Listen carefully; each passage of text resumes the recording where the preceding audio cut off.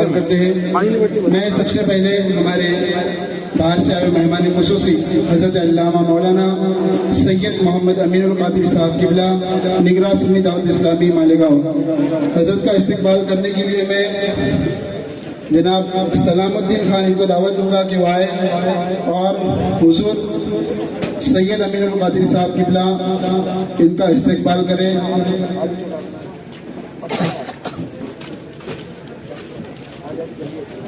نعرہ تکبیر، نعرہ رسالت، نعرہ رسالت، سید امین القادری صاحب قبلہ سنی دعوت اسلامی۔ پھر میں ہمارے باہر سے آئے دوسرے مولانا حضرت علامہ مولانا ابراہیم رضا چترویدی صاحب ان کا استقبال کرنے کے لیے صابر بھائی ناصر شیخ ان کو دعوت دوں گا کہ وہ آئے اور ہمارے باہر سے آئے مولانا حضرت علامہ مولانا ابراہیم صاحب کا استقبال کریں۔ نعرہ تکبیر، نعرہ رسالت، جشن عید میلاد النبی۔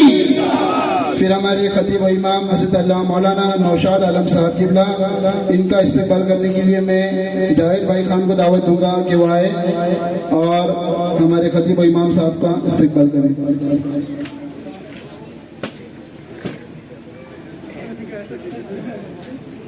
نعرہ تکبیر، نعرہ رسالت، نعرہ رسالت۔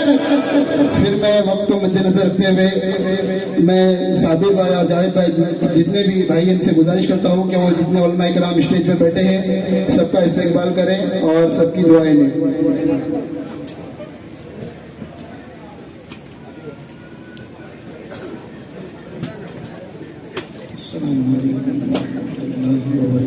وعلیکم السلام ورحمۃ اللہ وبرکاتہ ومغفرتہ۔ الحمدللہ رب العالمین والعاقبۃ للمتقین والصلاة والسلام علی سید الانبیاء والمرسلین وعلی آلہ واصحابہ الطیبین الطاہرین، اما بعد فاعوذ باللہ من الشیطان الرجیم، بسم اللہ الرحمن الرحیم۔ لقد جاءكم رسول من أنفسكم عزيز عليه ما عنتم حريص عليكم بالمؤمنين رؤوف رحيم، صدق الله العظيم۔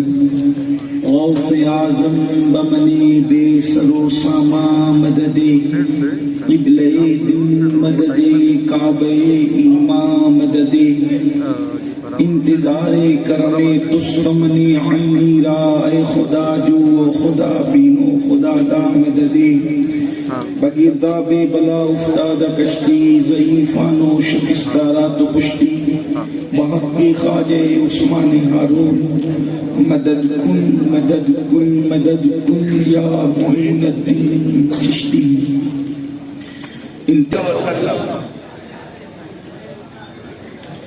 رخ دن ہے یا مہر سما، یہ بھی نہیں وہ بھی نہیں، رخ دن ہے یا مہر سما، یہ بھی نہیں وہ بھی نہیں، شب زلف یا مشک خطا، یہ بھی نہیں وہ بھی نہیں، بلبل نے گل ان کو کہا، عمری نے سروے جاں فضا، حیرت نے جھجلا کر کہا، یہ بھی نہیں وہ بھی نہیں، خورشید تھا کس زور پر کیا بڑھ کے چمکا تھا قمر، بے پردہ جب وہ رخ ہوا، یہ بھی نہیں وہ بھی نہیں۔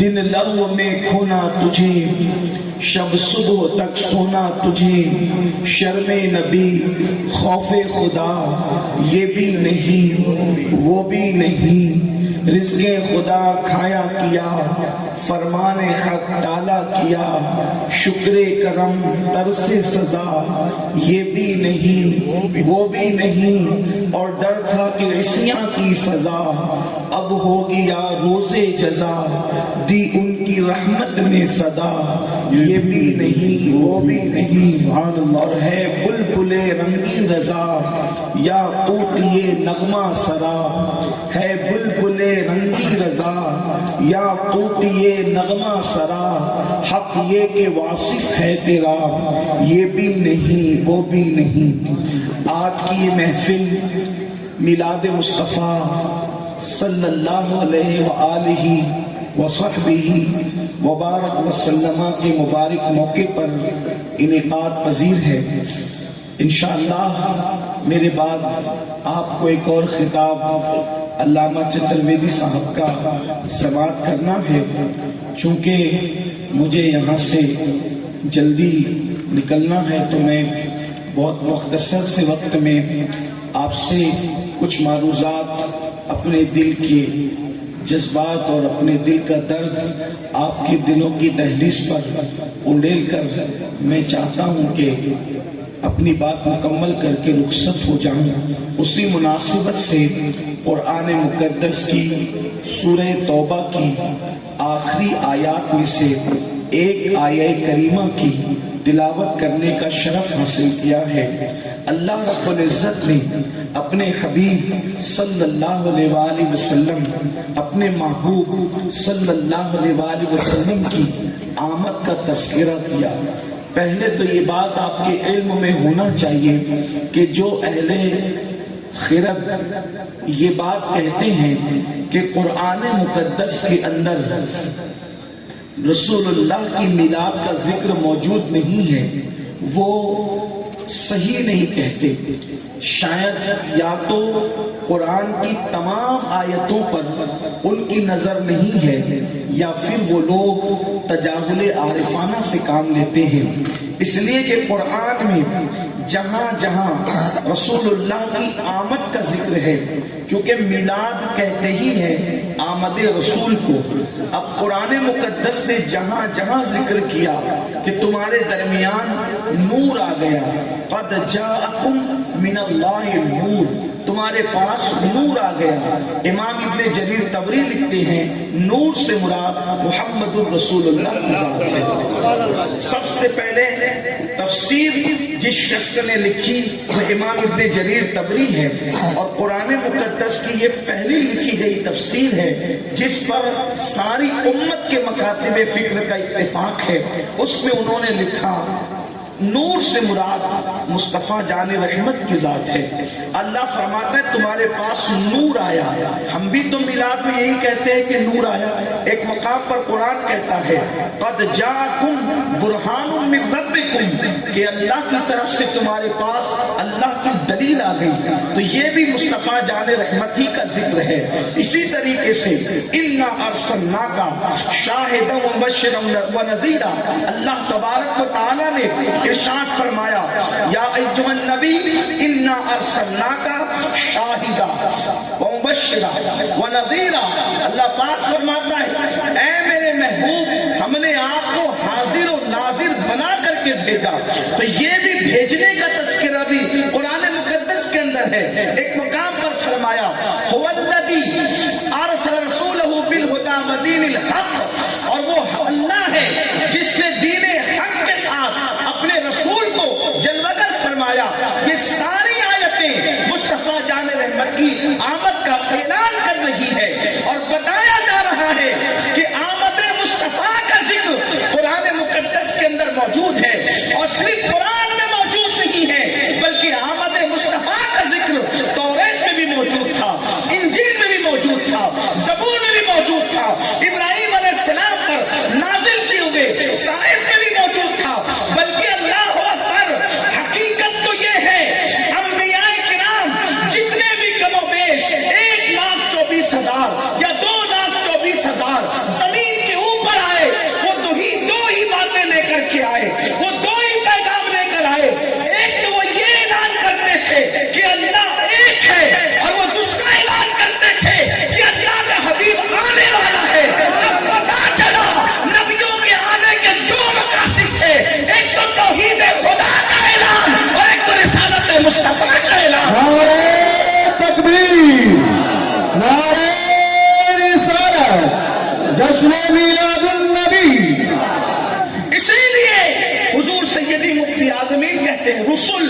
उन्हीं का तो मुद्दा सुनाने आए हैं, रसूल उन्हीं का तो मुद्दा सुनाने आए हैं, उन्हीं के आने की धूमें मचाने आए हैं। जो चाहेंगे जिसे चाहेंगे ये उसे देंगे, जो चाहेंगे जिसे चाहेंगे ये उसे देंगे। करीम है ये खजाने लुटाने आए हैं, करीम है ये खजाने लुटाने आए हैं। और नसीब तेरा चमक उठा देख तो नूरी, अरब के चांद लहर के सराहने आए हैं। अल्लाह अकबर। तो आमद मुस्तफा का जिक्र कुरान में, तौरात में, इंजील में, फिर अहदीस में भी। अब मैं इसकी तरफ नहीं जाता, लेकिन जो अपना असल उन्वान है कि अल्लाह ने फरमाया कि तुम्हारे पास लक़द जाअकुम, लाम भी ताकीद के लिए और कद तो ताकीद के लिए है ही, दो ताकीदों के साथ ऐलान हो रहा है। जाअकुम, तहकीक जरूर तुम्हारे पास आ गया, रसूलुन, इज्जत वाला रसूल। अरबी का ये हुस्न है कि उसमें अल्फाज बढ़ाने की बजाय सिर्फ जेर जबर पेश बदलते हैं तो माना बदलता है। रसूलुन फरमा रहा है, तुम्हारे पास इज्जत वाला रसूल आया। वो अल्लाह जिसको रसूल कह गए, रसूल होना ही सारी इज्जतों और सारी हुर्मतों और सारी इस्मतों और सारी बुलंदियों और सारी ऊंचाइयों से बढ़कर ऊंचाई है। मखलूक में रसूल से बड़ा कोई मर्तबा है ही नहीं, सबसे बड़ा मर्तबा रसूल का है। लेकिन जब रसूल का जिक्र करता है तो रसूल लुल कह के करता है। अरे वो खुदा जिस बंदे को जिस नाम से पुकारे ये उसकी मेराज है, जिस लक़ब से पुकारे ये उसकी मेराज है। अल्लाह अकबर। खुदा पुकार रहा है क्या ये कम है? लेकिन कुर्बान जाए ये मेरे और तुम्हारे नबी की शान है कि अल्लाह जब महबूब का जिक्र करता है तो वो खुद भी इज्जत के साथ करता है। गोया के बता रहा है जब वो खुदाए वादऊला शरीक होकर यूं ही जिक्र नहीं करता, इज्जत के साथ करता है। जब खुदा इस शान से जिक्र मुस्तफा करता है तो तुम्हें किस शान से जिक्र मुस्तफा करना चाहिए? गोया के लोगों को बताया जा रहा है गांव के चौधरी की तरह जिक्र नहीं करना, बड़े भैया की तरह जिक्र नहीं करना, अपने तरह बशर समझ के जिक्र नहीं करना, इज्जत वाला समझ के। इसीलिए तो बरेली का ताजदार जब जिक्र करता है तो कहता है सरवर कहूं कि मालिको मौला कहूं तुझे, सरवर कहूं। लोग कहते ये कहां से लाए? वो खुद कहते मैंने कुरान से सीखा। जिक्र मुस्तफा इज्जत के साथ करना मैंने कुरान से सीखा। सरवर कहूं कि मालिको मौला कहूं तुझे, बागे खलील का गुले ज़ैबा कहूं तुझे, हिरमा नसीब हूं तुझे उम्मीद के कहूं, जाने मुराद काने तमन्ना कहूं तुझे। तेरे तो वस्फ़-ए तनाही से है बरी, हैरान मेरे शाह मैं क्या क्या कहूं तुझे। कह लेगी सब कुछ उनके सना खां की खामोशी, चुप हो रहा ये कह के मैं क्या क्या कहूं तुझे। लेकिन रज़ा ने खत्म सुखन इस पे कर दिया, खालिक का बंदा खल्क का आका कहूं तुझे। तहकीक जरूर तुम्हारे पास आ गया, इज्जत वाला रसूल। अब रसूल आ गया तो अब रसूल का तारुफ, परिचय, डेफिनेशन खुद कुरान बयान कर रहा है। क्या है ये रसूल? हरीसुन अजीजुन अलैहि मा अनित्तुम हरीस, अजीजुन अलैहि मा अनित्तुम हरीसुन अलैकुम। ये वो रसूल है, इनकी शान ये है कि तुम्हारा मुशक्कत में तकलीफ में पड़ना इनको बेचैन कर देता है। अब लफ्जी या लुग़वी तर्जुमा करने की बजाय मैं आया करीमा का मफ़हूम की तरफ जा रहा। कुरान कह रहा है तुमसे, हमसे मुखातिब हो। अच्छा यहाँ एक बात और, यहाँ चूंकि या अय्युहल्लज़ीना आमनू भी नहीं है, या अय्युहन्नास भी नहीं है, मुतलकन बात हो रही है, मतलब पूरी कायनात से हो रही है। अब जरा ध्यान देना, गौर करना। حضور کی میلاد سننے کے لیے آئے، تھوڑا سا توجہ کرو۔ قرآن پوری کائنات انسانی کو مخاطب، اچھا جب قرآن جس چیز کو خاص نہ کرے، اللہ رسول جس چیز کی تخصیص نہ کرے، کسی کو حق نہیں ہے کہ پھر وہ اس کو زبردستی خاص کرنے کی کوشش کرے۔ ٹھیک، یہ اصول ہے تفسیر کا۔ تو قرآن نے یہاں کسی کو خاص نہیں کہ قرآن ڈائریکٹ بات کر رہا ہے۔ اب قرآن ڈائریکٹ بات کر رہے مطلب لہجہ اور مخاطبت تمام عالم انسانیت سے ہے۔ تو اب اپنے نبی کی شان خدا بیان کر رہا ہے۔ عزیز علیہ ما عنتم حریص علیکم، یہ وہ رسول ہے جو عزت والا آیا۔ اس رسول کی عزت تو ہے بڑی، اب عزت رسول پہ بات ہوگی تو بہت طویل گفتگو ہوگی، نہیں جاتے اس طرف، لیکن اتنا سنیں، یہ جو عزت والا رسول آیا ہے اس کی شان یہ ہے کہ تمہارا تکلیف میں پڑنا، تمہارا مصیبت میں پڑنا، تمہارا مشقت میں پڑنا اس نبی کو بے چین کر دیتا ہے، اس نبی کو بے قرار کر دیتا ہے، اس نبی کو مضطرب کر دیتا ہے۔ یعنی اے انسانوں تمہاری کوئی تکلیف ہو، اے جانوروں تمہاری کوئی تکلیف ہو، اے روح والوں تمہاری کوئی تکلیف ہے، اے جسم والوں تمہاری کوئی تکلیف ہے، اے جان والوں تمہاری کوئی تکلیف ہے، تمہاری تکلیف سے یہ بے چین ہوتے ہیں، بے قرار ہوتے ہیں، مضطرب ہوتے ہیں۔ اور اس کے بعد آگے کی آیت پڑھ کر اگر آپ کے ذہن میں یہ مفہوم یاد رہے تو یاد رکھنا، پھر کہتا ہے قرآن اور یہ تم پر جو ہے تمہارا بھلا چاہنے میں اللہ کی بارگاہ میں بڑے حریص ہے۔ یعنی اللہ جب تم پر کوئی انعام کی بارش کرتا ہے، اللہ تمہیں ایک دیتا ہے تو وہ رک نہیں جاتے، وہ دو کا مطالبہ کرتے ہیں، دو دیتا ہے تو چار کا مطالبہ کرتے ہیں، چار دیتا ہے تو آٹھ کا مطالبہ کرتے ہیں۔ یعنی خدا تم پر جب انعام کرتا ہے حریص علیکم، یہ تم پر اس طریقے سے بھلا چاہنے میں حریص ہے تمہارا اللہ کی بارگاہ کے اندر کہ خدا جو نعمت دیتا ہے یہ اس پر اکتفا نہیں کرتے، مزید مانگتے ہیں۔ ارے نادان لوگ اپنے لیے حریص ہوتے ہیں، یہ تمہارے لیے حریص ہے۔ نعرہ تکبیر، نعرہ رسالت۔ اب یہاں تک تو سب پر بات ہو گئی، یہاں سب آ گئے، سب کا بھلا چاہنے میں بڑے حریص ہے اللہ کی بارگاہ میں۔ اب آگے خاص اب اپنی بات آ گئی، ہم لوگوں کی، مومنوں کی۔ اب یہاں الگ کیا، سب کے لیے بات ہو گئی۔ تمہارا تکلیف میں پڑنا ان کو بے قرار کرتا ہے، مشقت میں پڑنا بے چین کرتا ہے، خدا کی بارگاہ میں تمہارا بھلا چاہنے میں بڑے حریص ہے۔ لیکن اب مومنوں کو الگ کیا جا رہا ہے، کیا؟ بالمومنین رؤوف الرحیم۔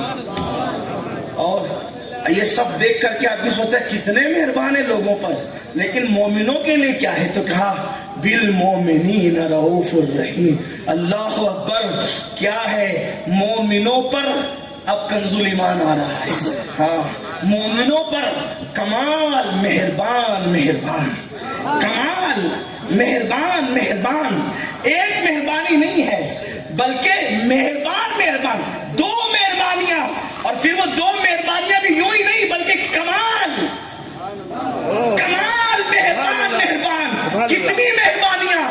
جتنا ماں مہربان نہیں اس سے زیادہ مصطفیٰ کریم مہربان، جتنے باپ مہربان نہیں اس سے زیادہ آمینہ کا لال مہربان، جتنا استاد مہربان نہیں اس سے زیادہ وہ مہربان، جتنا بھائی مہربان نہیں اس سے زیادہ وہ مہربان۔ پتا چلا جہاں سے سب کی مہربانیوں کی کا اختتام ہو جاتا ہے وہاں ان کی مہربانیوں کا آغاز ہوتا ہے۔ میرے امام کہتے ہیں ماں اکلوتے کو چھوڑے، ماں جب اکلوتے کو چھوڑے آ کہہ کے بلاتے یہ ہیں، باپ جہاں بیٹے سے بھاگے لطف وہاں فرماتے یہ ہیں، بندے کو مرکت میں تھپک کر میٹھی نیند سلاتے یہ ہیں، ٹھنڈا ٹھنڈا میٹھا میٹھا پیتے ہم ہیں پلاتے یہ ہیں، کسرے دنا تک کس کی رسائی جاتے یہ ہیں، آتے یہ ہیں، جاتے یہ ہیں، آتے یہ ہیں۔ اللہ اکبر، اللہ اکبر۔ ان کے سوا رضا کوئی حامی نہیں جہاں گزرا کرے پسر پہ پدر کو خبر نہ ہو۔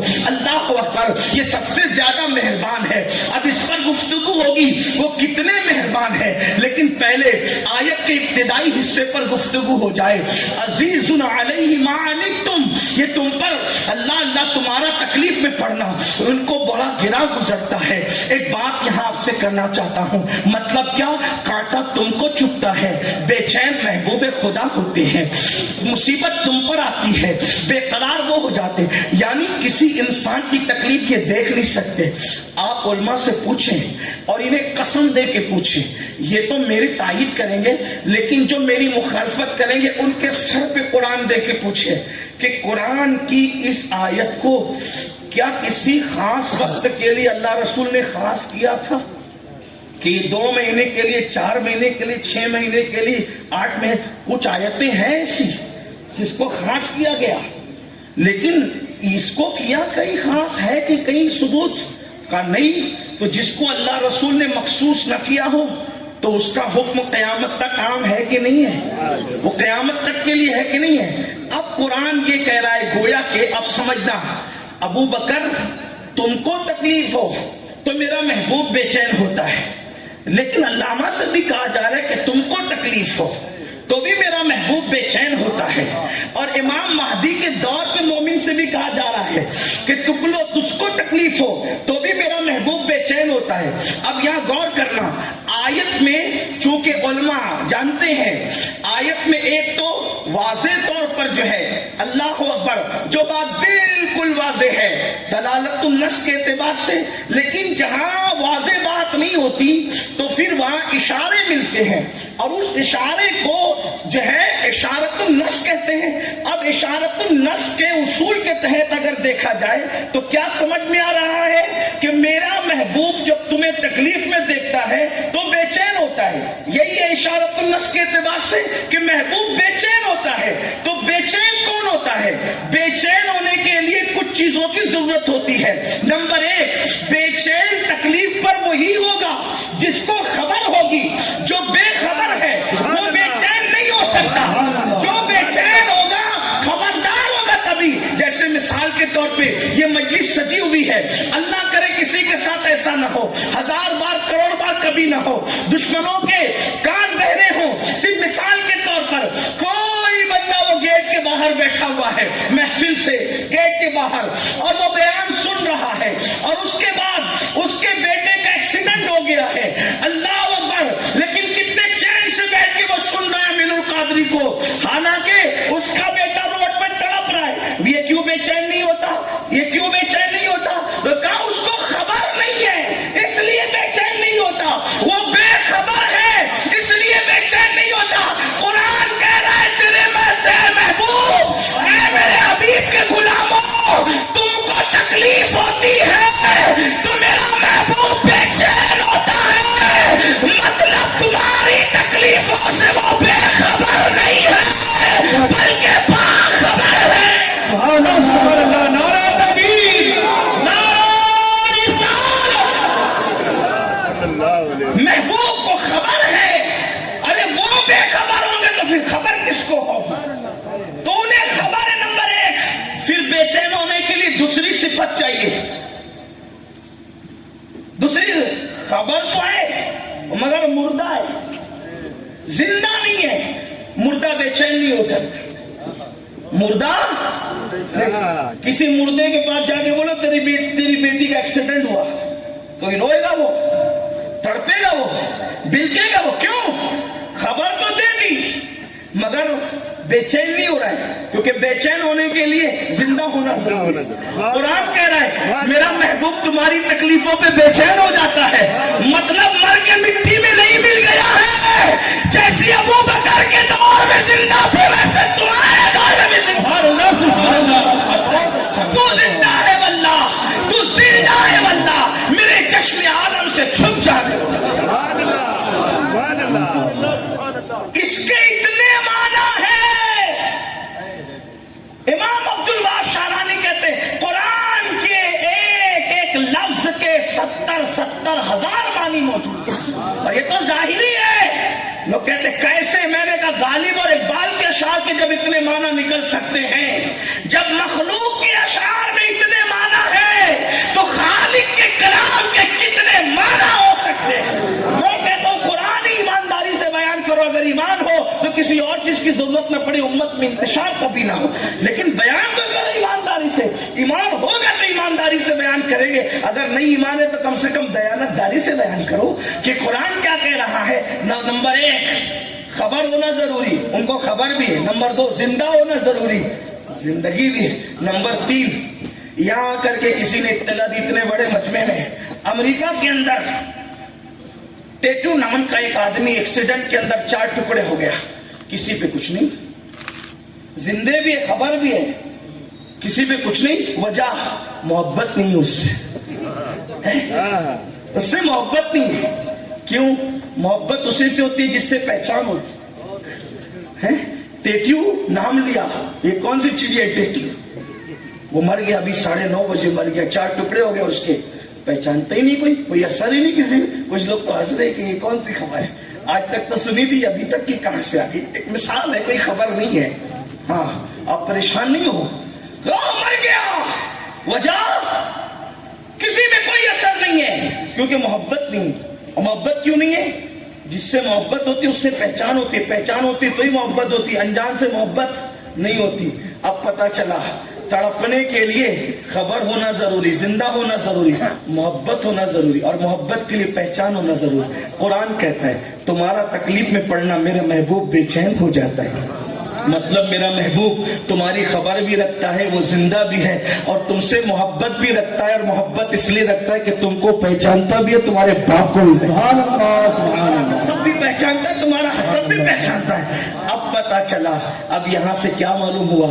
حضور کو ہماری تکلیف بے چین کرتی، بے قرار کرتی، مضطرب کرتی ہے۔ اور آگے قرآن کیا کہتا ہے؟ یہ تمہارے لیے بھلا چاہنے میں اللہ کی بارگاہ میں بڑے حریص ہے۔ اور پھر قرآن کہتا ہے تم پر اے مومنو، تم پر یہ کمال مہربان ہے۔ اب آئیے تھوڑا اس کی چند جھلکیاں دیکھ لیں، اس کے بعد میں اپنی گفتگو کو سمیٹ کر اختتام کی طرف لے جاؤں۔ دیکھو اللہ کے رسول ہماری تکلیف، کون سی کوئی بھی تکلیف، جسمانی تکلیف، روحانی تکلیف، قلبی تکلیف، ہر تکلیف ان پر گراں گزرتی ہے۔ اللہ اکبر۔ کانٹا چبھے وہ بے چین ہو، کانٹا چبھے وہ بے چین ہو، سر میں درد ہو وہ بے چین ہو، پیٹ میں تکلیف ہو وہ بے چین ہو، بیماری ہو وہ بے چین ہو، پیسوں کی قلت ہو وہ بے چین ہو، ہر ہماری بے چینی میں وہ بے چین ہو جاتے ہیں۔ اسی لیے تو علامہ استاد زمن کہتے ہیں دم اضطراب مجھ کو جو خیال یار آئے، میرے دل میں چین آئے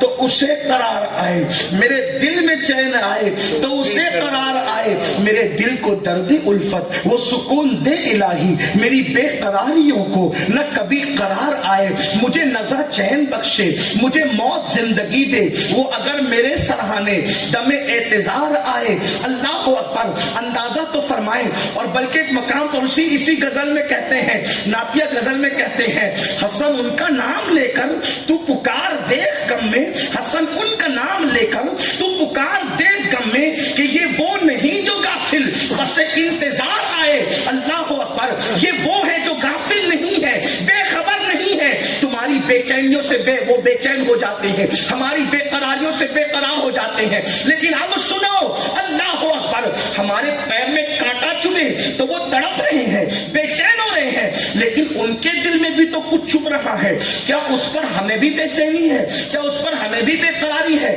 کیا اس پر ہمیں بھی اضطراب ہے؟ اصل بات آپ کو یہ کرنا ہے، وہ رسول صلی اللہ علیہ وآلہ وسلم جو ہمارے تلوے کے کانٹے پر بے چین ہو جاتے ہیں اور خدا کی بارگاہ میں بدست دعا دراز کرتے ہیں، دعا کے لیے ہاتھ اٹھا دیتے ہیں۔ اللہ اکبر۔ مجھے بتاؤ تو صحیح، یہ امت اس رسول کو محبت کا صلہ کیا دیتی ہے، اس رسول کو پیار کا صلہ کیا دیتی ہے؟ سن لو، سب سے زیادہ ہم سے اللہ کے بعد اگر کسی نے محبت کی ہے تو وہ میلاد والے مصطفیٰ آمنہ کے لال ہے۔ میرے بھائی یاد رکھنا، ہماری ماں پیدا ہوئی، ہمارا باپ پیدا ہوا، ہمارا دادا پیدا ہوا، پردادا پیدا ہوا، سب روتے رہے، کسی کو کسی نے یاد نہ کیا، لیکن اللہ اکبر، جب آمنہ کا لال میلاد والے مصطفیٰ دنیا میں تشریف لاتے ہیں، ماں باپ یاد نہیں کیے، کسی اور کو نام لے کے یاد نہیں کیا، میرے رسول جب دنیا میں آئے ہیں تو کس کو یاد کیا؟ رب حبلی امتی، رب حبلی امتی، ہم گنہگار امت کو، یہ گناہوں میں لطپت امت، مجھے اور تمہیں یاد کیا ہے۔ کس نے؟ اپنے نبی نے یاد کیا۔ اپنی قسمت میں ناز تو کرو، رسول اللہ پیدا ہوئے ہیں تو ہمیں یاد کیا۔ پوری پوری زندگی ہمیں یاد کرتے رہے احسان کا بدلہ کیا ہے. اللہ اکبر. ذرا دھیان دینا اے میری قوم کے جوانوں, عشق مصطفیٰ کا دعویٰ کرنے والوں, محبت رسول کا دعویٰ کرنے والوں, کبھی سوچا کروڑوں امتی مل کر ایک نبی سے اتنا پیار نہ کر سکے جتنے اکیلے نبی نے کروڑوں امتیوں سے پیار کیا ہے. اللہ اکبر. کتنا پیار کیا. ولادت ہوئی, کہا رب حبلی امتی. پوری زندگی کہتے رہے رب حبلی امتی. صبح شام دوپہر رات. آپ جانتے ہیں جب ہمارے گناہ یاد آتے تھے پہاڑوں میں جا کر ہمارے لیے چھپ چھپ کے مغفرت کی دعائیں کرتے تھے. ہمارے گناہ یاد آتے تھے تو راتوں میں کھڑے ہو کر اللہ کی بارگاہ میں مغفرت کی دعائیں کرتے تھے. کبھی آپ نے سوچا, کبھی دھیان دینا اپنے آپ میں ڈوب کر, کیا قوم لوط میں جو گناہ تھا کیا ہماری قوم میں وہ گناہ نہیں ہے؟ کیا قوم عاد میں جو گناہ تھا وہ ہماری قوم میں نہیں ہے؟ کیا قوم سمود میں جو گناہ تھا وہ ہماری قوم میں نہیں ہے؟ قوم شعیب میں جو گناہ تھا وہ ہماری قوم میں نہیں ہے؟ قوم خلیل میں جو گناہ تھا وہ ہماری قوم میں نہیں ہے؟ قوم نوح میں جو گناہ تھا وہ ہماری قوم میں نہیں ہے؟ اللہ اکبر. قوم لوط میں 4 گناہ تھے, 5واں نہیں تھا, لیکن اللہ اللہ ساری قوموں کے اجتماعی گناہ اگر سمٹ کر کسی ایک قوم میں جمع ہو رہے ہیں تو وہ قومیں ہیں, ہماری قوم ہے. یہاں لوطیوں کا گناہ بھی ہے, یہاں عاد کا گناہ بھی ہے, یہاں سمود کا گناہ بھی ہے, یہاں قوم نوح کا گناہ بھی ہے, یہاں قوم شعیب کا گناہ بھی ہے, اہل مدین کے گناہ بھی اس قوم کے اندر موجود ہے. اللہ اکبر. وہ 4 5 گناہوں پر پتھر کے نیچے دبا دیے گئے, ہواؤں سے اڑا دیے گئے. اللہ اکبر. آندھیوں میں ان کو غرق کر دیا گیا, آندھیوں میں اڑا دیا گیا, طوفان میں غرق کر دیا گیا, ان کو پتھر بنا دیا گیا, انہیں سور بنا دیا گیا, انہیں بندر بنا دیا گیا. آپ سے پوچھتا ہوں بندر سور کون بنے تھے آپ کو معلوم ہے؟ اللہ اکبر. جن کے باپ دادا تیلی تمولی نہیں تھے وہ لوگ بندر اور سور بنے تھے. جن کے باپ دادا میں اوپر انبیاء کے نام آتے ہیں, آل پیغمبر کو سور بنایا گیا, آل پیغمبر کو خنزیر بنایا گیا. آپ کو نہیں پتا یا بنی اسرائیل کہہ کر ان کا ذکر کیا گیا. آج کسی کے آل پیغمبر ہونے میں لوگوں کو شک ہو سکتا ہے, لیکن جن کے چہرے سور اور بندر کی طرح ہوئے تھے وہ تو آل پیغمبر قرآن سے ہے, وہ تو آل نبی قرآن سے. اور کون سا نبی؟ اللہ اکبر. کون سا نبی؟ یعقوب علیہ السلام جیسا نبی. یا بنی اسرائیل کا مطلب کیا ہوتا ہے؟ اے اولاد یعقوب. آپ سے پوچھتا ہوں پیغمبروں کی اولاد صرف سنیچر کے دن شکار کرنے کی وجہ سے سور اور بندر بن گئی, اور یہاں قوم لوط کا عمل کر رہے ہو پھر بھی چہرہ چمک رہا ہے. یہاں شادیوں میں ڈی جے بج رہے ہیں پھر بھی پتھر نہیں برستے, شراب پی رہے ہو پھر بھی زمین میں نہیں دستے, سور اور بندر کی طرح شکلیں دنیا میں نہیں ہوتی, نمازیں چھوڑ رہے ہو, جبکہ فرمایا گیا جو دنیا میں نماز چھوڑے گا وہ قیامت کے دن کالے سور کی شکل میں اٹھے گا. یہاں اس پر عذاب نہیں آ رہا ہے, عذاب ٹل رہا ہے, عذاب آگے بڑھ رہا ہے. چرس پی رہے ہو, گانجا پی رہے ہو, شراب پی رہے ہو, چھپ چھپ کر زنا کر رہے ہو. اللہ تعالیٰ کیوں منہ کالے نہیں کرتا, کیوں منہ سیاہ نہیں کرتا؟ اپنے اندر کوئی سرخاب کے پر نہیں لگے ہیں. اگر اپنے کروڑوں پاک کے باوجود بارش ہو رہی ہے, سبزہ اگ رہا ہے, اناج مل رہا ہے, روزی گھر تک پہنچ رہی ہے, کوئی اپنا کمال نہیں. یہ اسی آمنہ کے لال کا کمال ہے جو کبھی گاروں میں جا کے دعا کرتا ہے, جو کبھی اللہ اکبر جنگلوں میں جا کے تڑپتا ہے, جو کبھی حجرہ عائشہ میں 6-8 گھنٹہ کھڑے ہو کر یوں کہتا ہے مولا میری امت پاپی اور تو کریم ہے, میری امت مجرم ہے اور تو غفار ہے, مولا میری امت کو بخش دے. ام المومنین کہتی ہیں گھنٹوں کھڑے رہنے کی وجہ سے, وہ بھی مدینے کی ٹھنڈی ٹھنڈی راتوں میں, مدینے کی سردی میں.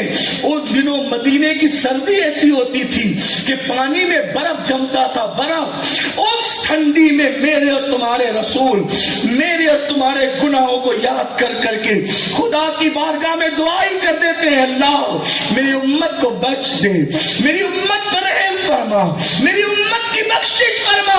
ام المومنین کہتی ہیں کھڑے کھڑے حضور کے پیر سوج جاتے, سوجنے کے بعد حضور کے پیروں کو اتنا میں جو ہے سوجا ہوا دیکھتی, ایسا لگتا ابھی پیر پھٹ پڑیں گے, اور پیر پھٹنے کے بعد اس سے خون نکلنے لگے گا.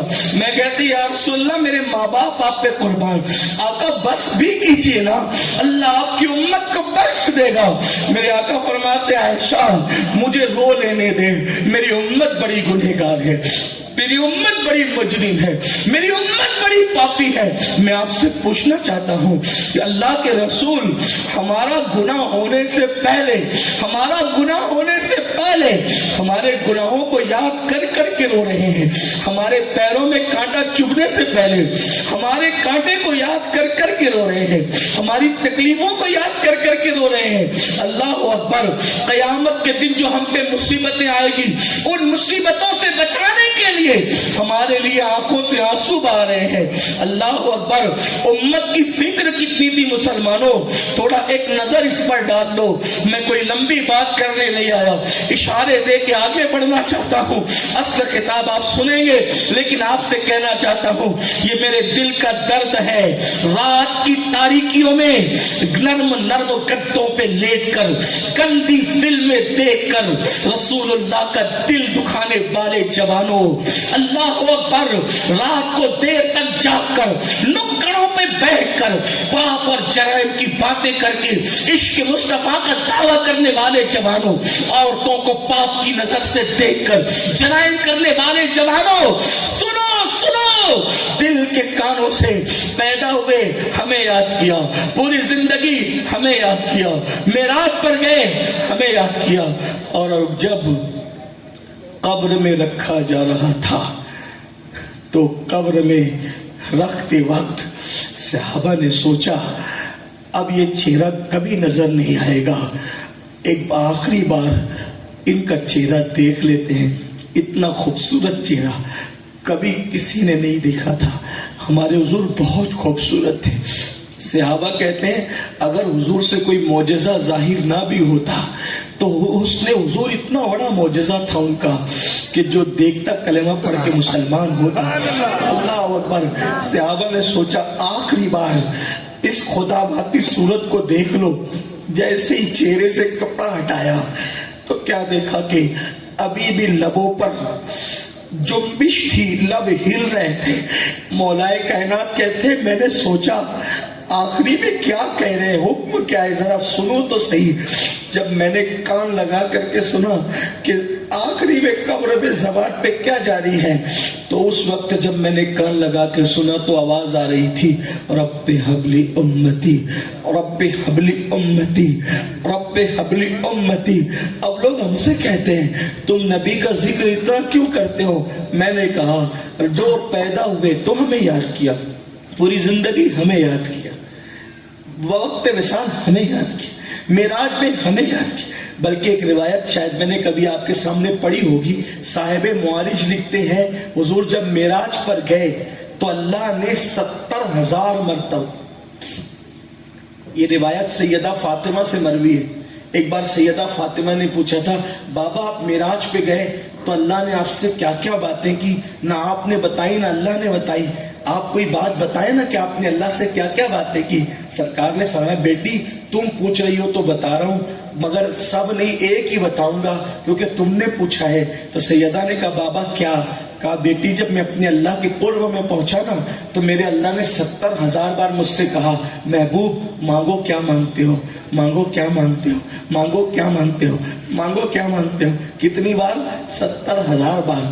اللہ کا سامنا ہے جیسا کہ اس کی شان ہے, خدا کے کا حسن سامنے ہے جیسا کہ اس کی شان ہے, خدا کے حسن کا قرب ہے جیسا کہ اس کی شان ہے, 2 کمانوں سے بھی کم کا فاصلہ ہے جیسا کہ اس کی شان ہے, ساری دنیا ختم ہے جیسا کہ اس کی شان ہے, ساری قربتوں کا اینڈ ہے جیسا کہ اس کی شان ہے, جلوہ ظاہر جلوہ باطن میں فنا ہے جیسا کہ اس کی شان ہے, اتنے قرب میں کوئی پہنچا نہیں جیسا کہ اس کی شان ہے, جہاں جبریل کے پر جلے جیسا کہ اس کی شان ہے, جہاں کیف کے پر جلے جیسا کہ اس کی شان ہے, جیسا کہ اس کی شان. اس لیے کہہ رہا ہوں کہ حتمی طور پر کوئی الفاظ کہہ سکتا نہیں, کیونکہ جب کسی نے نہیں کہا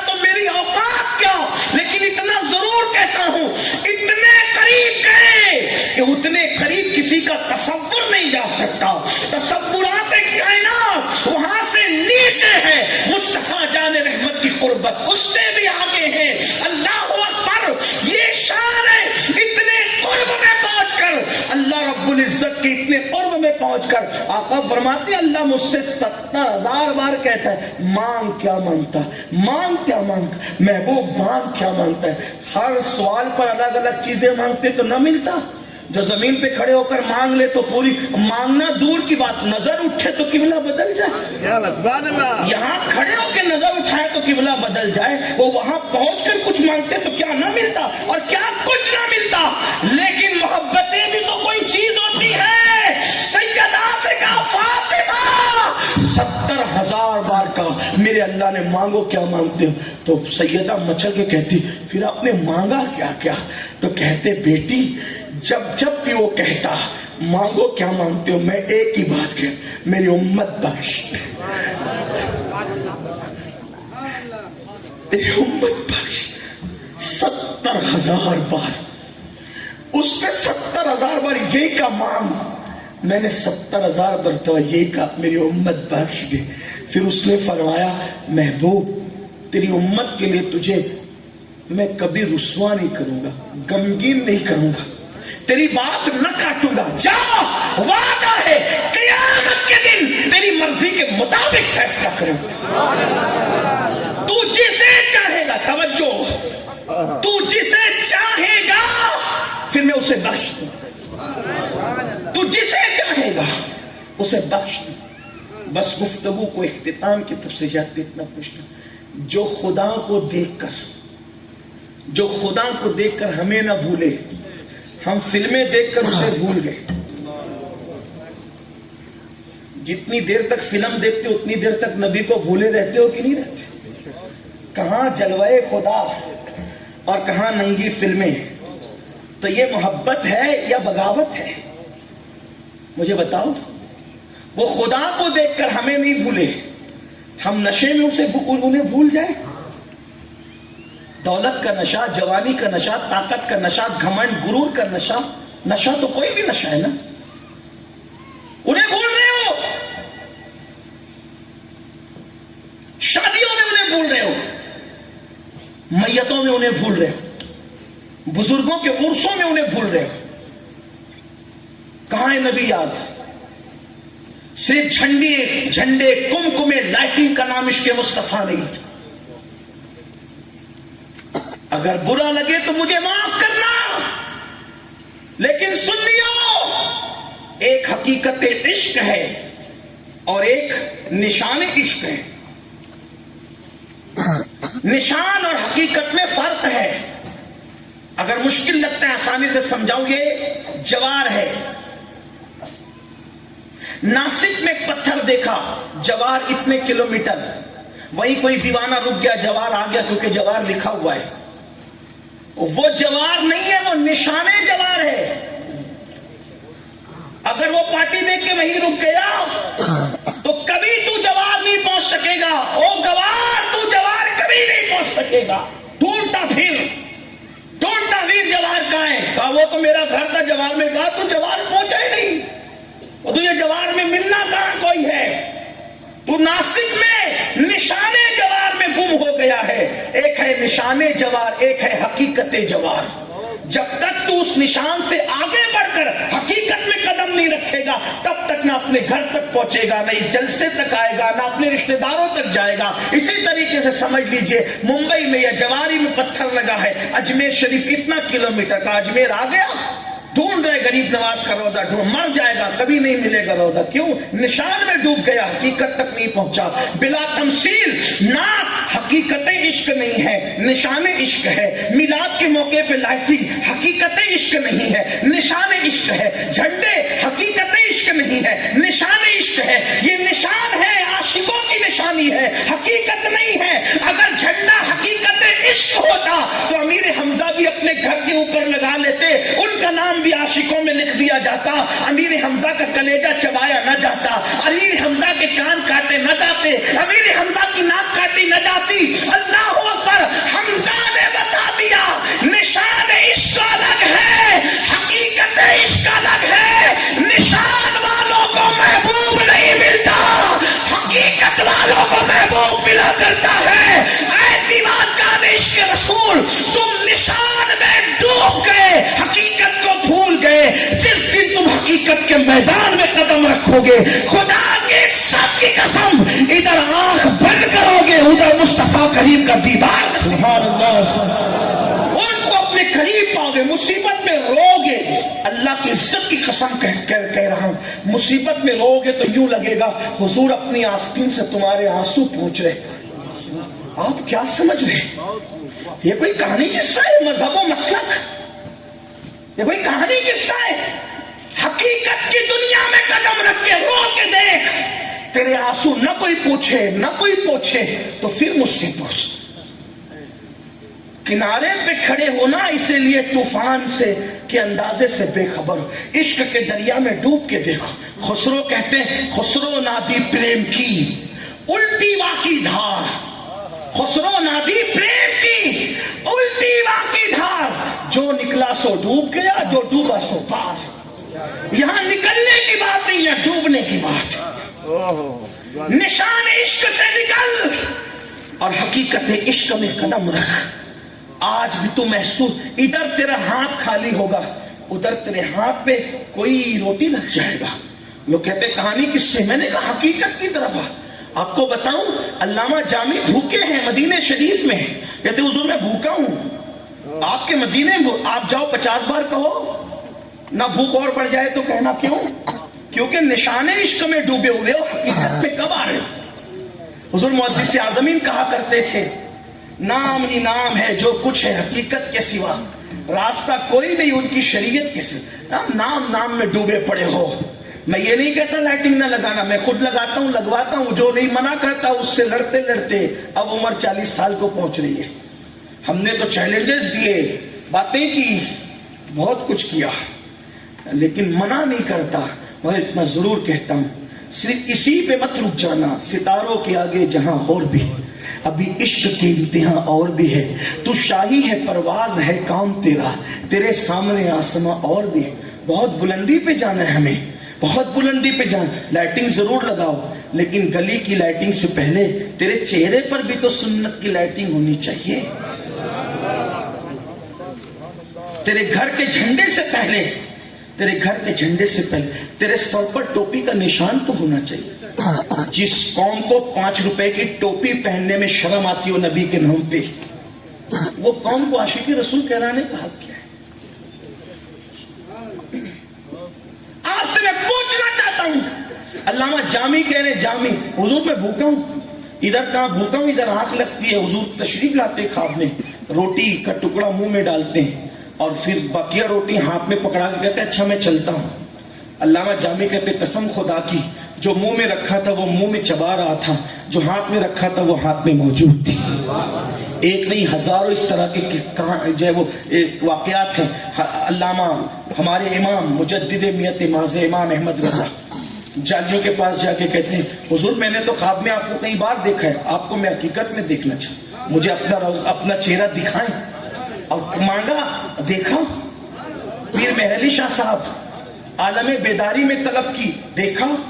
علامہ جامی ہر سال مدینہ شریف جاتے تھے اور جب واپسی کا وقت آتا تھا کہتے اچھا حضور میں اب چلتا ہوں، جاؤں؟ قبر انور سے آواز آتی تھی بس سلامت نہیں باز آئی، جا سلامتی کے ساتھ جا پھر آنا واپس۔ کیا آپ کو لالچ نہیں ہوتی یہ سب منزلوں میں آپ بھی داخل ہوں؟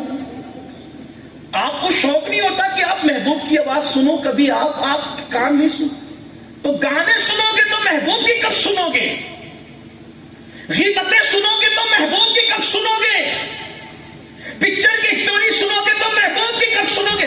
ارے یہ سب چیزوں پہ لعنت کر اور اپنی کان کو، اپنی آنکھ کو ان کے قانون کا پابند بنا، واللہ آج بھی ان کی آواز کے جلوے تو سنتا رہو۔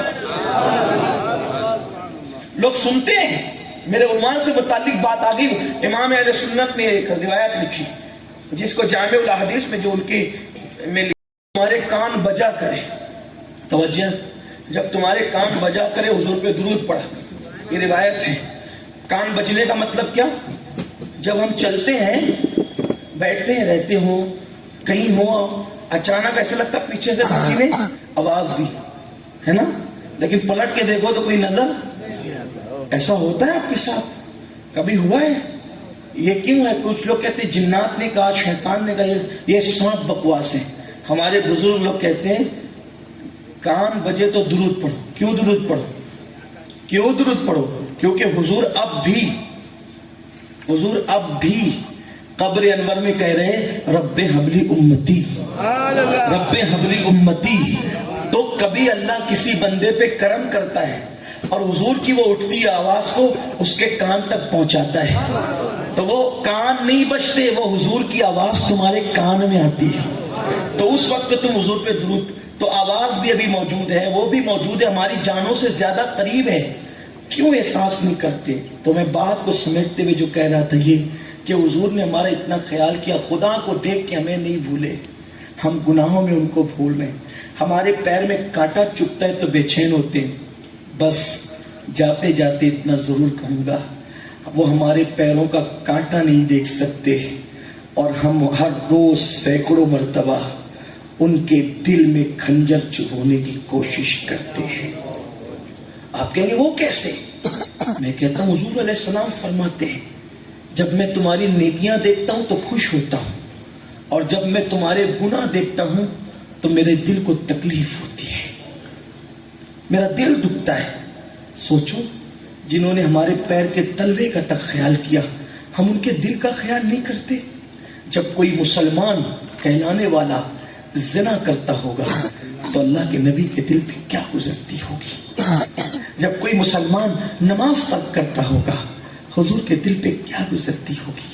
میرے آقا نے فرمایا. آقا کیا فرماتے ہیں؟ آج کہتے ہو نا ہم حضور کے ہیں، حضور کے ہیں، حضور کے ہیں. ہمارے بزرگوں نے کہا جو پیا من بھائے وہی سہاگن کہلائے.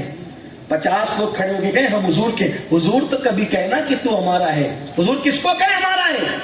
آقا فرماتے ہیں جس نے جان بوجھ کر ایک وقت کی نماز چھوڑ دی اس کے ساتھ میرا کوئی وعدہ نہیں، میں اس سے بیزار ہوں. اللہ کے رسول فرما رہے میں اس سے بیزار ہوں. جس سے رسول اللہ بیزار ہوں وہ حضور کا ہوگا. ہمیں ڈر نہیں لگتا. اللہ کو منہ کیا دکھا، اللہ کو منہ کیا دکھا. یہ نماز، یہ داڑھی، یہ تلاوت، یہ قرآن، یہ اذان، یہ نظام اسلام اپنے گھر تک پہنچانے کے لیے حضور کو کتنی تکلیف اٹھانی پڑی، کتنی مصیبت حضور نے اٹھائی، کتنی مشقت حضور نے اٹھائی. جو جانتا ہے وہ جانتا ہے، جو نہیں جانتا آج وہ جوار کے اس روح پرور میلاد مصطفیٰ کی محفل میں سن لے. میری مائیں اور بہنیں بھی موجود ہیں.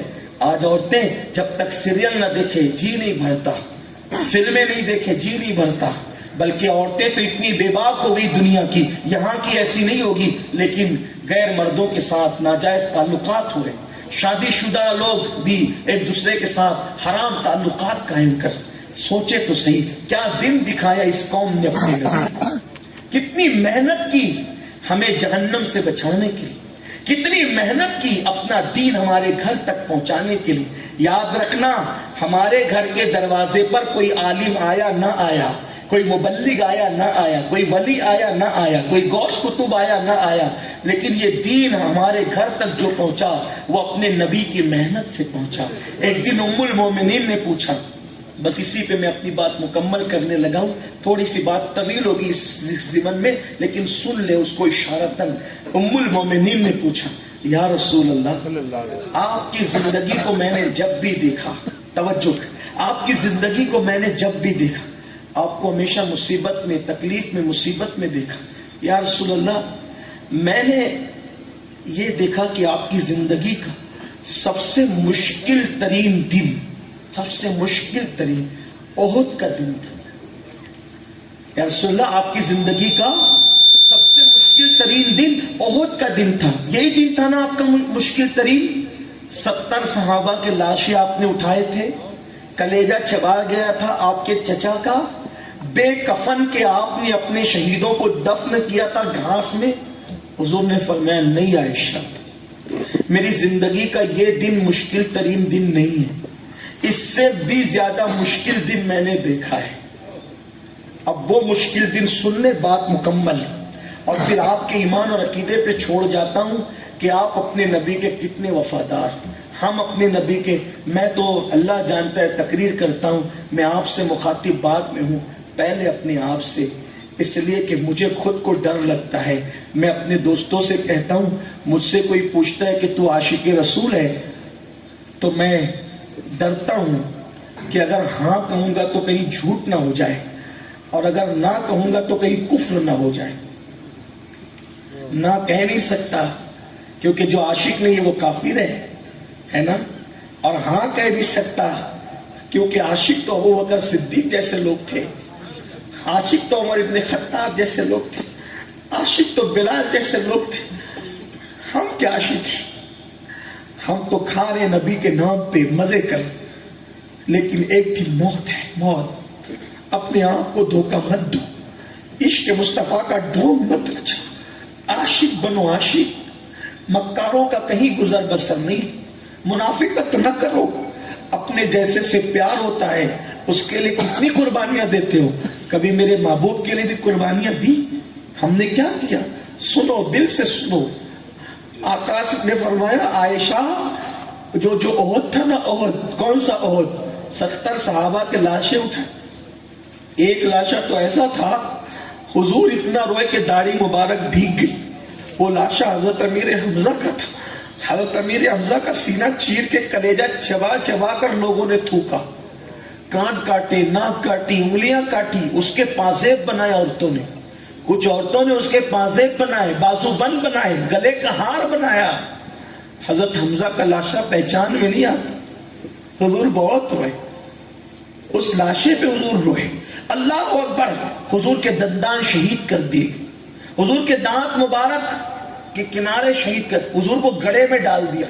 گھٹنے پھوٹ گئے. حضور کے گھٹنے، گلے میں، گالوں میں کڑیاں گھس گئی. کڑیاں رسول اللہ کی.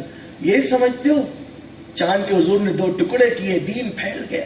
اس پہ نعرے لگاتے ہو چاند کے ٹکڑے برحق ہے، لیکن رسول اللہ کے دانتوں کے ٹکڑے ہوئے. اس کا احساس میری قوم کب کرے؟ رسول اللہ کے گالوں میں کڑیاں گھسی، کڑیاں، اتنا خون نکلا. اس دن رسول اللہ کی بارگاہ میں زخموں پہ رکھنے کے لیے مرہم بھی نہیں تھا. مرہم. چٹائی جلایا سیدہ فاطمہ نے، چٹائی، اور چٹائی جلا کر کے زخموں میں رکھ. آپ کیا سمجھ رہے؟ دین کو سمجھتے کیا؟ فجر چھوٹ رہی ہے، کانوں پہ جو نہیں رہتی. سود کے دھندے کر رہے ہو، پیٹ میں جہنم کی آگ بھر رہے ہو، احساس ہی نہیں کیا کر رہے ہیں. رات رات بھر جاگ کر فجر میں سو رہے ہیں، احساس ہی نہیں کیا کر رہے. عرسوں کے موقع پر بدعت اور خرافات کر رہے ہیں، احساس ہی نہیں کیا کر رہے. کوئی عالم بولے اس کو دھمکی دیتے ہو. پورے ہندوستان کا یہ حال ہے. مت بولنا ہماری مذہبی عیاشیوں کے خلاف. امام بولے گا تو اس کو نکالیں گے، پیر بولے گا تو بیعت توڑیں گے، مقرر بولے گا تو اس کو آنے نہیں دیں گے. یہ تمہاری کب تک کے دادا گیری چلے گی؟ خدا کے قہر سے ڈرو. اگر تم نے بدعت اور خرافات عرس کے موقع پہ، میلاد کے موقع پہ، کسی موقع پہ کیا، خدا کے قہر کی وہ بجلی گرے گی کہ تمہاری طاقت کا نام و نشان نہیں رہے گا. رسول اللہ کا دل دکھاتے ہو میلاد کے موقع پہ، بزرگوں کے عرصوں کے نام پہ نبی کا دل دکھاتے ہو. ارے جو ماں کا دل دکھائے اس کی زندگی سے خوشیاں روٹ جاتی ہے. جو رسول اللہ کا دل دکھائے، جو اپنے نبی کا دل دکھائے. یاد رکھنا، نہ میں کوئی پیر، نہ کوئی خطیب، نہ کوئی عالم، نہ کوئی امام. میں تو بول کر جاؤں گا جوار والوں. اگر کسی کو روکنا ہے تو میری کلائی پکڑ کر دیکھے، پھر سمجھ میں آئے گا دربار غوثیت کا کتا ہوں. اچھی طرح سمجھنا، اور جو اشارے دے کے جا رہا ہوں اچھی طرح یاد رکھنا. گھر جا کے بیٹھ کے سوچنا کہ میں کیا خرافات کر رہا ہوں، اور میں نے وہ خرافات بند کرنا میری ذمہ داری. حرام کاموں سے توبہ کرو، ورنہ اللہ نے 500 سال تک فرعون کو مہلت دی، لیکن جب مہلت چھین لی تو دریا میں ایسے ڈبایا کہ اس کی لاش کو کتوں نے بھی نہیں کھایا. آپ کیا سمجھتے ہو؟ اچھی طرح دھیان کرو. جلوس کے موقع میں مجھے رونا آیا، رونا.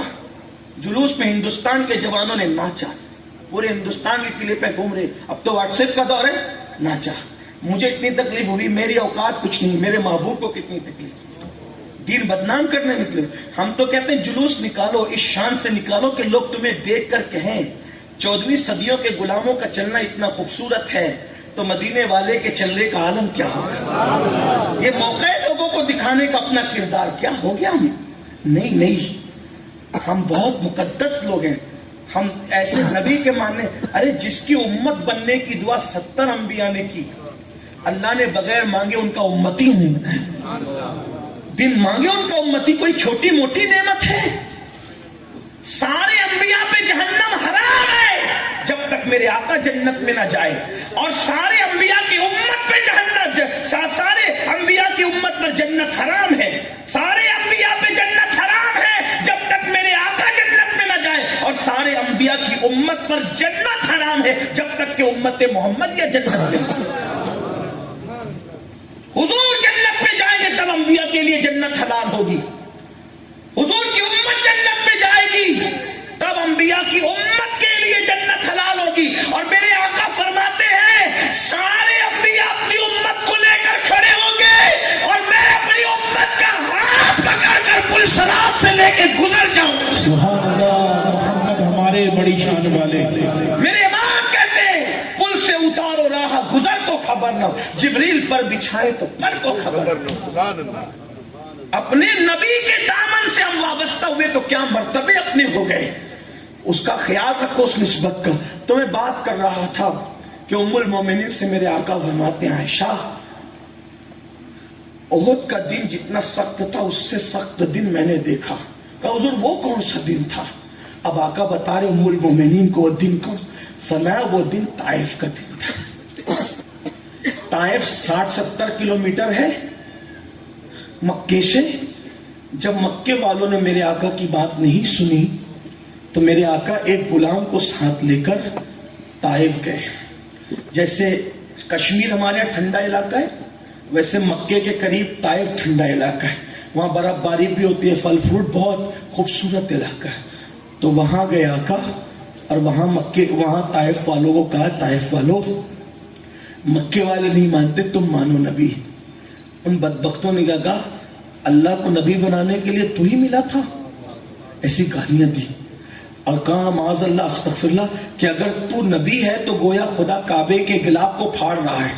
ایسی گالیاں دی. یہ گالیاں ہی کم نہ تھی. حضور کا دل دکھایا کہا نکل جاؤ ہمارے شہر سے، چلے جاؤ. حضور علیہ السلام جب جانے لگے تو میرے آقا علیہ السلام کے پیچھے لڑکوں کو لگا دیا. اور وہ لڑکے پیچھے جو چلا رہے تھے وہ کیا چلا رہے تھے اب میں نہیں کہہ سکتا، مجھے اچھا نہیں لگ رہا ہے، میرے اندر اتنی طاقت نہیں کہ وہ کہہ سکوں، لیکن پیچھے پیچھے وہ چلاتے تھے. حضور علیہ السلام فرماتے ہیں عائشہ جب وہ پیچھے پیچھے چلاتے تھے صرف چلاتے نہیں تھے بلکہ مجھ پہ پتھر بھی برساتے تھے اور مجھے پتھر مارتے تھے. اور پتھر مارتے تھے تو مجھ پہ اتنے پتھر پڑے عائشہ کہ میرا پورا جسم لہو لہان ہو گیا، حتیٰ کہ میری جوتیاں میری نالین خون سے بھر گئی. عائشہ آقا فرماتے ہیں پھر جب اتنا خون بہ گیا کہ مجھے چلنا نہ رہا تو میں بیٹھ گیا. آقا فرماتے ہیں میں بیٹھ گیا. سرکار فرماتے ہیں جب میں بیٹھا نا تو انہوں نے 2 صف لگا لی میرے آگے.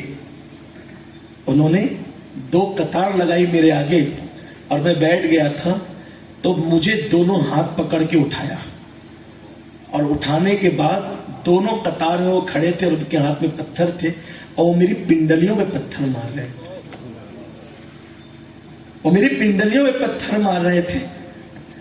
جب کبھی آج کوئی مقرر آتا ہے لوگ پھول برساتے ہیں میں لوگوں کو کہتا ہوں مت کرو.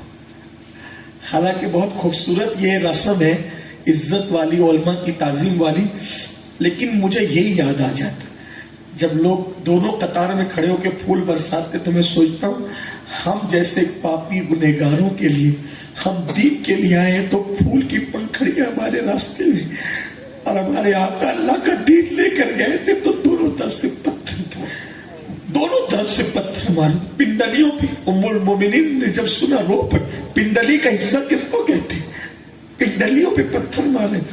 آقا فرماتے اتنا مارا انہوں نے مجھے کہ لہو لہان کر دیا اور جب چھوڑ کر گئے تو میں بیٹھ گیا. چل نہیں سکتا تھا بتقاضۂ بشریت، فرمایا میں چل نہیں سکتا تھا. جب میں نے تھک کر نظر آسمان کی طرف اٹھائی تو میں نے بادل میں دیکھا کہ جبریل ہے. جبریل نے کہا جو کچھ آپ کے ساتھ ہوا ہے، جو کچھ آپ کے ساتھ ہوا، اللہ سب دیکھ رہا ہے. اللہ نے سب دیکھا ہے محبوب، اور اللہ آپ کو سلام کہتا ہے، اور میرے ساتھ یہ پہاڑ کا فرشتہ بھیجا ہے اللہ نے. اب اللہ نے اس کو پابند کیا ہے، آپ جو کہیں گے وہی ہوگا. توجہ کریں، آپ جو کہیں گے وہی. اس پہاڑ کے فرشتے کو آپ کیا حکم دیتے ہیں؟ پہاڑ کا فرشتہ آگے بڑھا، سلام کیا، حضور اگر آپ حکم دیں گے میں دونوں پہاڑیوں کو ملا کر ان کو پیس دوں گا، ختم کر دوں. یہ منزل کئی نبیوں پر آئی، یہ منزل کئی نبیوں پر آئی. اللہ نے ہر نبی کو ایک مقام پہ کہا آپ کیا حکم دیتے ہیں یہ بتائیے. جیسے توجہ کریں، موسیٰ علیہ السلام پر قارون نے زنا کا الزام لگایا. جب موسیٰ علیہ السلام نے زکوٰۃ طلب کی تو قارون نام کے ایک شخص نے زنا کا الزام لگایا. تو اللہ نے کیا کہا، موسیٰ آپ کیا حکم دیتے ہیں وہ بولیے. اس نے الزام آپ پہ لگایا، کیا حکم دیتے ہیں؟ تو حضرت موسیٰ نے کہا اس کو زمین میں دھسا دیا جائے. وہ دھس گیا زمین میں. اب دھیان دینا، نوح علیہ السلام کا آپ کیا حکم دیتے ہیں؟ آپ کو انہوں نے پتھر مارا، ان کو طوفان میں غرق کر دیا جائے. غرض کے ہر نبی کے دور میں اللہ نے ان کو، سب نبی نے کچھ نہ کچھ کہا. کسی نے غرق کے لیے کہا، کسی نے زمین میں دھسنے کے لیے کہا، کسی نے پتھر کی برسات کے لیے کہا، کسی نے آندھی کے لیے کہا، کسی نے. لیکن اب میرے نبی کی باری ہے، میرے اور تمہارے نبی کی باری ہے. اور اللہ فرشتے، اللہ نے بھائی اللہ چاہتا تو کہتا تھا کہ اٹھا لے جبریل پر اور پلٹ دے، یہ ہو سکتا ہے. لیکن خدا بتانا چاہتا ہے محبوب سب نبی شان والے ہیں لیکن وہ اور ہے تو اور ہے. سبحان اللہ. لوگ دیکھ لیں نا، لوگ دیکھ لیں کہ سب شان والے ہیں لیکن ان شان والوں میں تیری شان کیا ہے. قربان پہاڑ کا فرشتہ کہتا ہے حضور اللہ نے مجھے آپ کا پابند کیا، آپ بتائیں میں پیس دوں ان کو. حضور نے فرمایا میں تباہی کرنے نہیں آیا، یہ ایمان نہیں لاتے، میں امید کرتا ہوں کہ ان کی آنے والی نسلیں انشاءاللہ ایمان لائے گی. پہاڑ کا فرشتہ کیا کہتا ہے پتہ ہے؟ یا رسول اللہ واقعی آپ رؤوف الرحیم ہو، آپ کی شان واقعی رؤوف الرحیم. اب یہاں ایک جملہ کچھ یاد رہے نہ رہے، جنہوں نے اتنے پتھر مارے، توجہ، جنہوں نے اتنے پتھر مارے ان کو حضور نے نہیں کہا کہ میں ان سے بیزار ہوں. دھیان ہے آپ کا؟ جنہوں نے اتنے پتھر مارے ان کے لیے نہیں کہا میں ان سے بیزار ہوں. ان کے لیے تو دعا کی، ان کی اولاد کے لیے دعا کی، لیکن آقا نے فرمایا جس نے جان بوجھ کر نماز چھوڑ دی میں اس سے بیزار. اب آپ غور کریں ہم کہاں کھڑے، آپ کہاں کھڑے.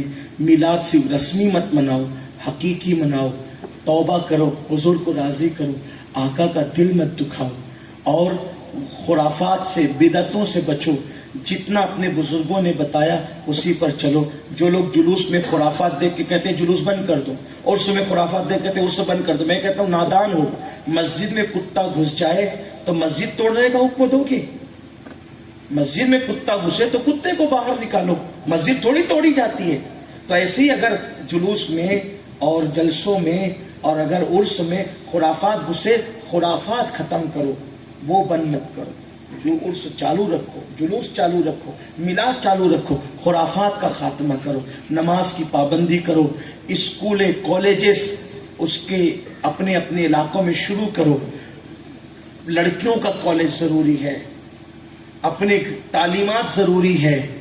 ہم لوگ جتنا دوسرے اخراجات کرتے ہیں جو فضول باتیں، اگر وہ پیسہ بچا لیں تو مسلمانوں کے کئی اسکول قائم ہوں، کئی ہاسپٹل قائم ہوں. یاد رکھیے آج اسکولوں کے نام پر اپنے بچوں کے ایمان بھی لوٹے جا رہے ہیں اور بچیوں کی آبرو بھی خطرے میں ہے. ایسے موقع پر اگر ہم یہ نہیں سوچیں گے تو کون سوچے گا؟ میں آپ سے گزارش کرتا ہوں سنجیدگی سے سوچئے، میری بات کو سنجیدگی سے لیجئے، عمل کی کوشش کیجئے. الحمدللہ سنی دعوت اسلامی ایک طویل عرصے سے آپ کے جوار میں کام کر رہی ہے. ماشاءاللہ اسکول بھی ان لوگوں نے قائم کر لیا ہے اور اب بڑا اسکول بن رہا ہے. ماشاءاللہ ہمارے حاجی عارف صاحب اللہ ان کو برکتوں سے نوازے، انہوں نے زمین وقف کی، اب آپ سب لوگ اس پر دھیان دیں، توجہ دیں، قوم کا ادارہ بنائیں اور ایک دوسرے کا سپورٹ کریں۔ دیکھیے خامی سب میں رہتی ہے، جو انسان ہوگا اس میں خامی رہے گی، تو اگر آپ خامی دیکھیں گے تو خوبیوں پہ کب نظر ڈالیں گے؟ اس لیے ایک دوسرے کا سپورٹ کریں، ساتھ دیجئے۔ ماشاءاللہ عورتوں میں بھی کام ہو رہا ہے، خواتین سے میری گزارش ہے کہ ہماری مبلغات جو کام کر رہی ہے اس میں وہ شامل ہو، اجتماعات میں شرکت کریں، پردے کی پابند بنے، گھروں میں اصلاحی ماحول قائم کریں۔ ہمارے افروز نوری صاحب ماشاءاللہ اپنا علاقہ چھوڑ کر آپ کے علاقے میں ہے، ماشاءاللہ یہ یہاں پر 24 گھنٹہ آپ کو دے رہے ہیں۔ جو نوجوان تربیت حاصل کرنا چاہتے ہیں، قرآن سیکھنا چاہتے ہیں، اسی طرح سے سنتیں سیکھنا چاہتے ہیں، دین سیکھنا چاہتے ہیں، ہمارے افروز بھائی ہر وقت تیار ہے۔ ایسا نہیں کہ آپ عشاء کے بعد یا مغرب کے، آپ کو جب ٹائم ملے آپ افروز بھائی سے رابطہ قائم کریں، میں اس ٹائم آ سکتا ہوں، آپ سیکھیں۔ یاد رکھیے علم سیکھنے کے ایسے مواقع سب کو نصیب نہیں ہوتے۔ یہ سنی دعوت اسلامی ماشاءاللہ آپ کے لیے کتنی آسانیاں پیدا کر رہی ہے کہ آپ کو جب ٹائم ملے تب آؤ۔ آپ کہتے ٹائم نہیں ملتا، بھائی جب ملے تب آؤ، کچھ سیکھ لو، کم از کم نماز سیکھ لو، کم از کم وضو سیکھ لو، کم از کم غسل سیکھ لو۔ دین سیکھ لو گے کام آئے گا، اور نہیں سیکھو گے تو پھر اللہ کی بارگاہ میں کھڑے ہونا ہے، جواب دینا ہے۔ اللہ تعالیٰ ہم سب کو توفیق عطا فرمائے۔